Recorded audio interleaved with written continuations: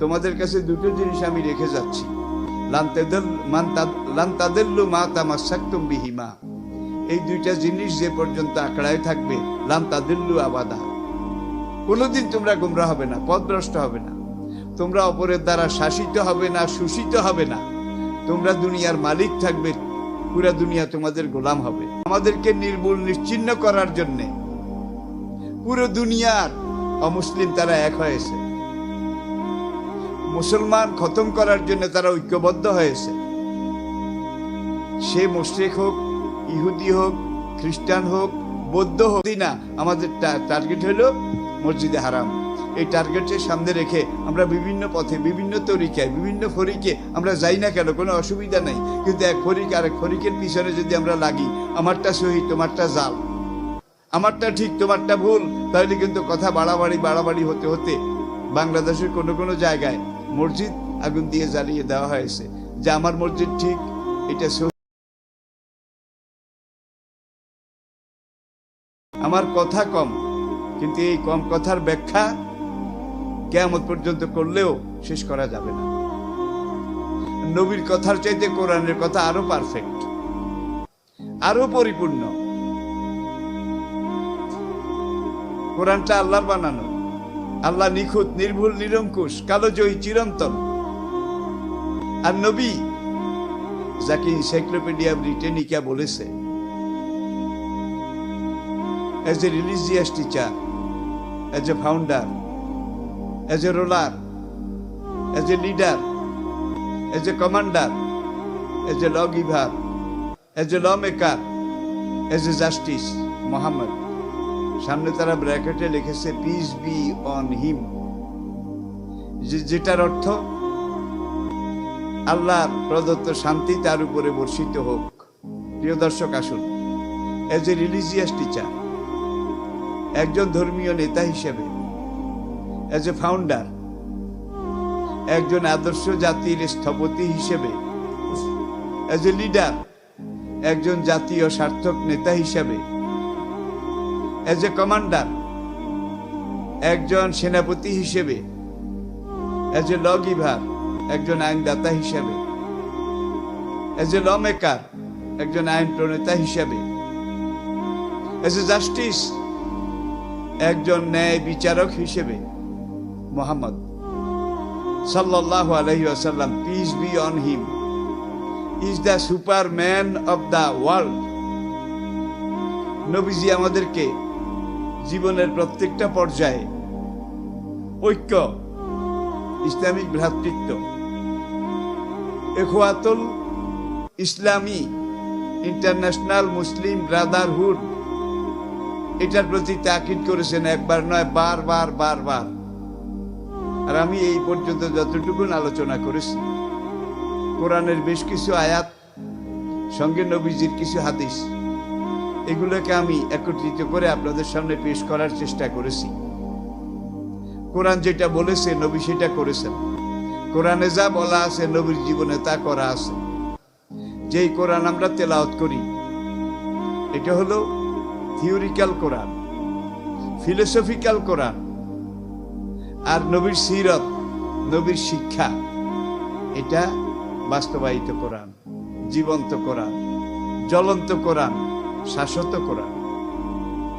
তাহলে আমরা বুঝলাম আমাদের জীবনের গাইডলাইন দুইটা, একটা হলো কিতাবুল্লাহ আর একটা নবীর হাদিস। মরজে মউত, মৃত্যুর অব্যবহিত পূর্বে নবীজি একবার চেতন, আবার অচেতন, এই অবস্থা, হুঁশ বেহুশ। মাঝে মাঝে দুই একটা কথা বলছেন, আসসালা আসসালা ওমা মালাকাত আইমানুকুম, সালাত সালাত, আর তোমাদের অধীনস্থ যারা তাদের ব্যাপারে তোমরা সাবধান। আরেকবার নবীজি যে কথাটা বলেছিলেন, তারাক্তু ফীকুম আমরাইন, তোমাদের কাছে দুটো জিনিস আমি রেখে যাচ্ছি, লান তাদিল্লু মা তামাসসাকতুম বিহিমা। এই দুইটা জিনিস যে পর্যন্ত আঁকড়ায় থাকবে, লান তাদিল্লু আবাদা, কোনোদিন তোমরা গোমরাহ হবে না, পথভ্রষ্ট হবে না। তোমরা অপরের দ্বারা শাসিত হবে না, শোষিত হবে না। তোমরা দুনিয়ার মালিক থাকবে, পুরা দুনিয়া তোমাদের গোলাম হবে। প্রিয় দর্শক, যতদিন আমরা মুসলিম উম্মাহ আল্লাহর কোরআন, নবীর আদর্শ, সুন্নাহ এটাকে নিয়েছিল, তাদের জীবনের একমাত্র জীবন পঞ্জিকা, জীবনের গাইডলাইন একমাত্র কোরআন ছিল এবং কোরআনের ব্যাখ্যা নবীর সুন্নাহ হাদিস ছিল, ততদিন শৌর্যে, বীর্যে, আদর্শে, ঐতিহ্যে, জ্ঞানে, বিজ্ঞানে, আদর্শে, ঐতিহ্যে, কালচারে, সিভিলাইজেশনে, শিক্ষায়, দীক্ষায়, ভদ্রতা, নম্রতা, তাহজিব, তামাদ্দুন, সাহসিকতা, বীরত্বে মুসলিম উম্মাহ দুনিয়ার সবার উপরে ছিল। তখন আমরা দেখি দুনিয়ার ইতিহাস সাক্ষী, এনসাইক্লোপিডিয়া ব্রিটানিকা বেশ কিছু কথা স্বীকার করেছে, সেখানেও সাক্ষী আজকের আধুনিক জ্ঞান বিজ্ঞান, পশ্চিমী সভ্যতার যত রকমের অগ্রগতি, সব বিশেষজ্ঞ এক বাক্যে স্বীকার করেছে আমাদের আজকের আবিষ্কার, আমাদের আজকের জ্ঞান বিজ্ঞান, আমাদের আজকের গবেষণা, এই দুইটার পিছনে একমাত্র মুসলিম জাতির কোরআন এবং মুসলমানদের নবী মুহাম্মদ সাল্লাল্লাহু আলাইহি ওয়াসাল্লাম আদর্শ, এটা আলোকবর্তিকা হিসাবে আমাদেরকে পথ দেখিয়েছে। তারা অমুসলিম, কিন্তু বাস্তবতাকে তারা এখনো স্বীকার করছে। এইভাবে যদি আমি বলতে যাই, দেখাতে যাই, কতক্ষণ বলবো, কত ঘন্টা বলবো? সীমিত স্বল্প পরিসরে আমি আপনাদেরকে যেই কথাটা বলতে চাই সেটা হলো, আমরা যতদিন ঐক্যবদ্ধ ছিলাম ততদিন কেউ আমাদের সামনে দাঁড়াতে সাহস করেনি। তদানীন্তন বিশ্বের দুইটা শক্তি, একটা শক্তি ছিল জজিরাতুল আরবের উত্তর কিনার, উত্তর অঞ্চল কেন্দ্রিক রোমান সভ্যতা, আরেকটা সুপার পাওয়ার ছিল জজিরাতুল আরবের পশ্চিম দিক, এখান থেকে লোহিত সাগরের পাড়, লোহিত সাগর অতিক্রম করে পশ্চিম পাড়ের আফ্রিকা, সেটা ছিল পারস্য সভ্যতা। ইতিহাস একটাকে আরবি পরিভাষায় বলে কায়সার এবং কিসরা, রোম এবং পারস্য, এই দুইটা বিশ্ব সভ্যতা সুপার পাওয়ার তখন ছিল।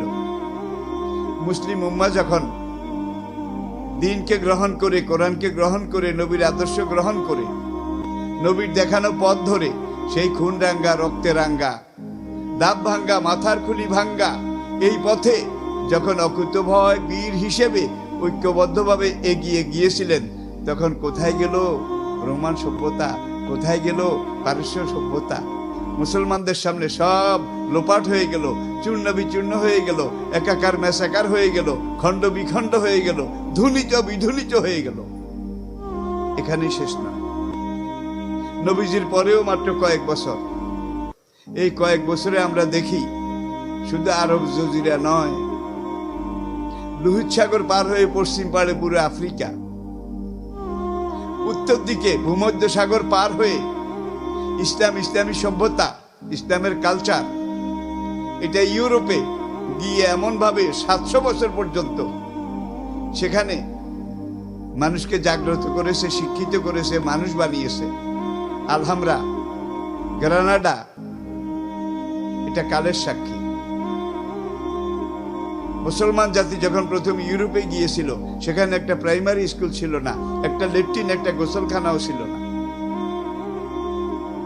আর মুসলমান জাতি তাদেরকে আস্তে আস্তে আলিফ থেকে এ, বা থেকে বি, সা থেকে সি, যেটাকে বলা হয় বর্ণমালা, এটা শিক্ষা দিয়েছিলেন। এনসাইক্লোপিডিয়া ব্রিটানিকে এটাও লিখেছে, স্বীকার করেছে যে মুসলমান যখন ইউরোপে প্রথম এসেছিল তখন তারা 1 থেকে 9 পর্যন্ত গণনা করতে জানতো, 1 থেকে 9, তার উপরে গণনা করা তারা জানতো না। অঙ্কে শূন্যের ব্যবহার এটা তারা জানতো না। মুসলমান জাতি ইউরোপে গিয়ে প্রথম বিদ্যালয়, প্রাইমারি, প্রথম পাঠাগার, প্রথম গোসলখানা, ল্যাট্রিন, টয়লেট, বাথরুম, এগুলো তৈরি করেছে, তাদেরকে শিখিয়েছে। আমি মুসলিম উম্মার ঐক্যবদ্ধতা এটার উপরে কথা বলছি, কোন শ্রোতা ভাই বোন মনে করবেন না হুজুর বোধহয় অন্য লাইনে চলে গেছে। আমি লাইনচ্যুত হইনি। আমি শুধু এটা বলতে চাচ্ছি, যত কিছু আমরা দুনিয়াকে দিয়েছি, দিতে পেরেছি, আমরা সার্থক হয়েছি আমাদের ঐক্যের কারণে, আমাদের একতাবদ্ধতার কারণে। আর যেদিন থেকে আমরা এই মুসলিম ঐক্য বুনিয়ানুম মারসুস রুহামা বাইনাহুম এটা থেকে দূরে সরে গেছি, আমরা একে অপরের পিছনে লেগে গেছি, আমরা পরস্পরের প্রতি হিংসা বিদ্বেষ এগুলো পোষণ শুরু করেছি। দেখুন, রাসূল থেকে শুরু করে আজ থেকে 100-200 বছর আগ পর্যন্ত যান, 1,500 বছর, এই ইতিহাস থেকে আপনি এখন থেকে 200 বছর আগে যান, দেখুন আমরা সবাই ঐক্যবদ্ধ ছিলাম। আমাদের মধ্যে 4 মাযহাব ছিল, আহলে হাদিস ছিল, এটা বাস্তব। আর আমাদের মাঠে বিভিন্ন ফরিকের ওলামায়ে কেরাম, বিভিন্ন ফরিকের অনুসারী তারা ছিলেন, কিন্তু আমাদের ঐক্য ব্যাহত হয়নি। কিন্তু যেদিন থেকে আমরা এক দল আরেক দলের পিছনে লেগে গিয়েছি, এক ফরিক আরেক ফরিকের পিছনে লেগে গিয়েছি, এক সম্প্রদায় মুসলিম সম্প্রদায় আরেক সম্প্রদায়ের পিছনে লেগেছি, আমাদের মধ্যে কিছু ভাই এখন নেই কাজ খই ভাজ, বুকে হাত বাঁধবে না নাভিতে হাত বাঁধবে, আমিন জোরে বলবে না আস্তে বলবে, এটা নিয়ে ঝগড়া করে। কিন্তু নবীর পর থেকেই কিন্তু এগুলো চলে আসছিল, ঝগড়া ছিল না। আপনি কাবা ঘর মসজিদে নববীতে যান, সেখানে এক একজন একভাবে সালাত আদায় করে, কেউ বুকে হাত বাঁধে, নাভির উপরে নাভির নিচে বাঁধে, কেউ আমিন জোরে বলে, কেউ আস্তে বলে, কিন্তু কেউ কাউকে এই কথা বলে না যে আমারটা সহি তোমারটা বেদাত, আমারটা সহি তোমারটা জাল। 1,500 বছর পর্যন্ত কত উম্মাহ কত ভাগ হয়েছে। বিশেষ করে গত 100 বছরের ইতিহাস পর্যবেক্ষণ করুন। আন্তর্জাতিক ইসলামী আন্দোলন, ইসলামী সংগঠন, আপনারা বুঝতে পারছেন সত্যিকার ইসলামী সংগঠন যেগুলো, এগুলো বুনিয়ানুন মারসুস ছিল, সীসা ঢালা প্রাচীর ছিল।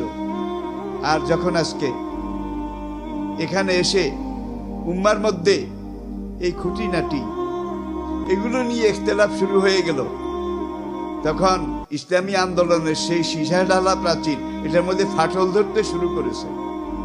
প্রিয় ভাই ও বোনেরা, নবীজির একটা হাদিস উপসংহারে আমি আপনাদেরকে স্মরণ করিয়ে দিচ্ছি, লক্ষ্য করুন।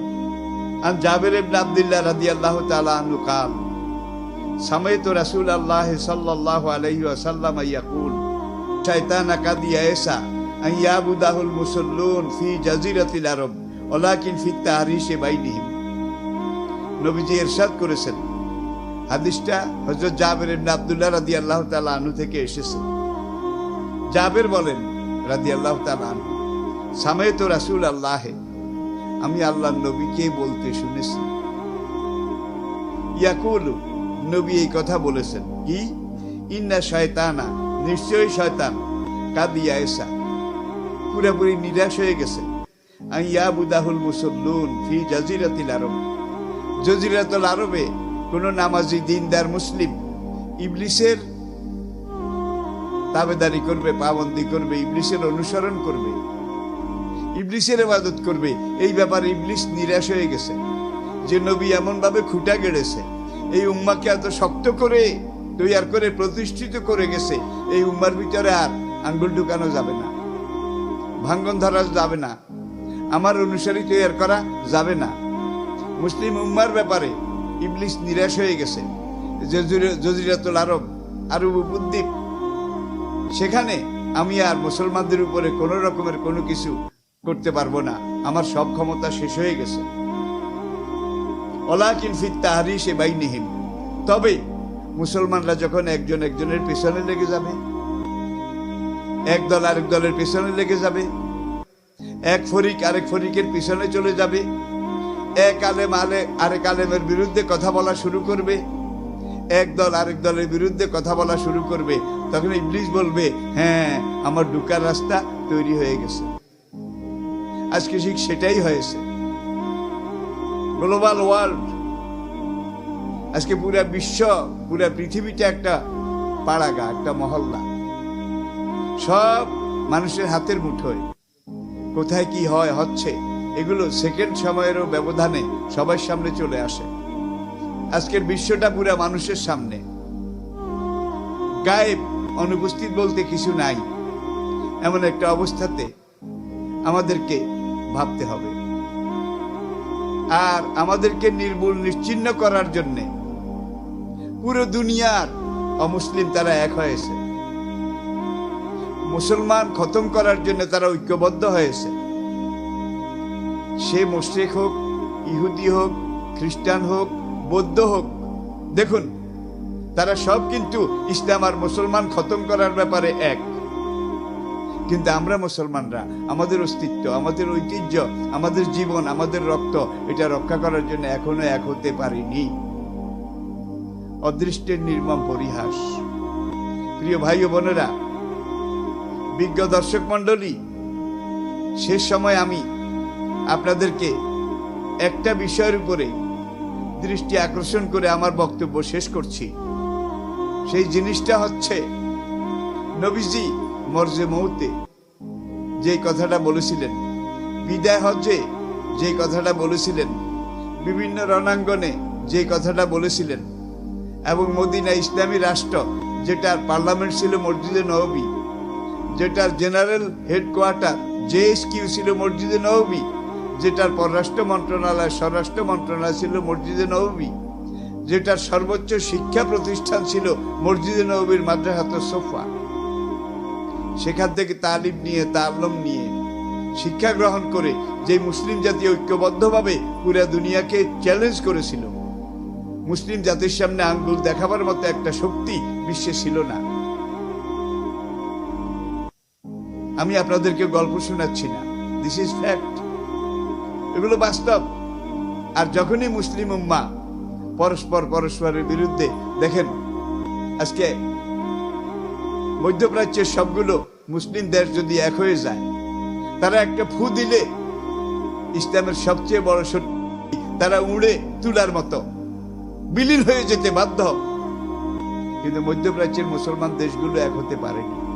শাসক যারা আমাদের ভাই, তারাও এক হতে পারেননি। বহির্বিশ্বের দিকে তাকান, পুরা মুসলিম উম্মাহ আজকে বিভক্ত নয়, শতদা বিভক্ত। আর এই শতদা বিভক্ত এটা সুযোগ নিয়ে দেখুন, এক দলকে মারে আরেক দল চুপ করে থাকে। কিন্তু আমরা ঐক্যবদ্ধভাবে যদি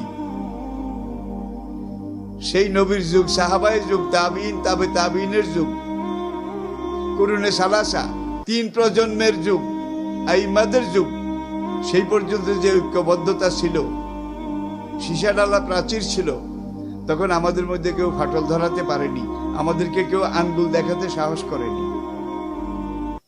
আজকে সারা দুনিয়ার অমুসলিম তারা মুসলমান খতম করার ব্যাপারে এক, ঐক্যবদ্ধ। কিন্তু আমরা মুসলমানরা আমাদের অস্তিত্ব রক্ষা করার জন্যে, নিজেদেরকে বাঁচাবার জন্যে, আমাদের উম্মাকে রক্ষা করার জন্যে আমরা এখনো এক হতে পারিনি। হয় আমাদেরকে এক হতে হবে, না হয় আমাদেরকে ধ্বংস হতে হবে। এর কোনো বিকল্প অন্তত আমি এই পর্যন্ত যা কিছু স্টাডি করেছি, পর্যবেক্ষণ পর্যালোচনা করেছি, বুঝার চেষ্টা করেছি, এখনো যদি আমরা ঐক্যবদ্ধ হতে পারি, পুরা দুনিয়া আবার আমাদের পায়ের নিচে চলে আসবে। আর সে ঐক্যবদ্ধ হওয়ার একমাত্র মূল মন্ত্র আল্লাহর কোরআন এবং রাসূলের হাদিস। তারাক্তু ফীকুম আমরাইন, অ্যাটেনশন প্লিজ। নবীজির মরজে মউতের আরেকটা কথা, হে মুসলিম উম্মাহ, তোমাদের সামনে আমি দুটো জিনিস রেখে যাচ্ছি। লান তাদিল্লু মা তামাসসাকতুম বিহিমা, এই দুইটা জিনিস যতদিন তোমরা ধারণ করবে, মজবুতভাবে, দৃঢ়ভাবে এই দুইটা জিনিস তোমরা আমল করবে, লান তাদিল্লু আবাদা, তোমরা পথভ্রষ্ট হবে না, তোমরা গোমরা হবে না, তোমরা দুনিয়ায় অন্যদের গোলাম হবে না, তোমরা দুনিয়ার সবার উপরে থাকবে, পুরা দুনিয়া তোমাদের পায়ের নিচে আসবে। তাহা মা আনজালনা আলাইকাল কোরআন লিতাশকা, হে নবী, আপনার উম্মত অপরের দ্বারা শাসিত হবে, অপরের দ্বারা লাঞ্ছিত হবে, এই জন্য আপনাকে এই কোরআন আমি দেইনি। ইল্লা তাযকিরাতাল লিমান ইয়াখশা, এই কোরআন আমি এই জন্যই দিয়েছি, এই কোরআন বিশ্ব মানবের চেতনা বাণী। এই কোরআনকে সামনে রেখে, কোরআনের ব্যাখ্যা, নবীর সিরাতকে সামনে রেখে এখনো যদি আমরা এক হতে পারি, তাহলে পুরো দুনিয়াতে দিন কায়েমে আমাদের সময় লাগবে না। দুনিয়ার অবস্থা, আম জনতা তাদের অবস্থা কিন্তু ভালো। এত ভাঙ্গনের পরেও এখনো ইসলামের তাহাজিব তামাদ্দুন, ইসলামের তালিম তাআল্লুম, ইসলামের শিক্ষা প্রশিক্ষণ, এটা সবার উপরে, অন্য সব ধর্মের উপরে এখনো এটা রয়েছে। মুসলিম দেশগুলোতে দেখুন, অমুসলিম বিশ্বে যান, সেখানেও দেখবেন 3 জন মুসলমান একটা কমিউনিটিতে আছে। এই 3 জন মিলে তারা একটা হেফজ মাদ্রাসা করেছে, একটা ছোট্ট মাদ্রাসা করেছে বাচ্চাদেরকে দিন শিখাবার জন্য। একমাত্র মুসলিম উম্মার ভিতরে আল্লাহ অনুভূতি দিয়েছেন, নবী এটা শিখিয়েছেন। ওআইসির সর্বশেষ হিসাব অনুযায়ী 2019 31শে ডিসেম্বর বর্তমান বিশ্বে 4,34,00,000 আন্তর্জাতিক মানের হাফেজে কোরআন জীবিত আছে। তাহলে বোঝা গেল কোরআনকে মেটানো যাবে না। লিখিত কোরআন দুনিয়া যা আছে সব সাগরে ফেলে দিলেও লেখা এটা ফেলে দেওয়া যায়, জ্বালিয়ে দেওয়া যায়, সাগরে ভাসিয়ে দেওয়া যায়, কিন্তু হৃদয়ের লেখা এটা কোনোদিন মুছা যায় না। পাটালিপুত্রের আইন পাথরের উপরে লেখা ছিল, গৌতম বুদ্ধের আইন চামড়ার উপরে, পাথরের উপরে, কাষ্ঠফলকের উপরে লেখা ছিল। কালের আবর্তনে এগুলো হারিয়ে গেছে, বিলীন হয়ে গেছে, কিন্তু